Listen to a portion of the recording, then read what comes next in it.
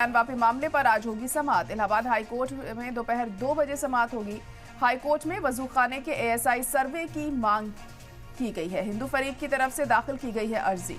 तो ज्ञान वापी मामले में भी आज एक अहम सुनवाई होनी है और इस सुनवाई में आज क्या कुछ होता है ये अहम होगा यहाँ पर देखना। 2 बजे का वक्त तय किया गया है इस सुनवाई के लिए। हाईकोर्ट में वजूखाने के एएसआई सर्वे की मांग की गई है। सर्वे को लेकर लगातार हिंदू फरीक की तरफ से मांग की जा रही है, क्योंकि वजूखाने का सर्वे नहीं किया जा रहा था और अब ये मांग की गई कि वजूखाने का भी सर्वे यहाँ पर किया जाए।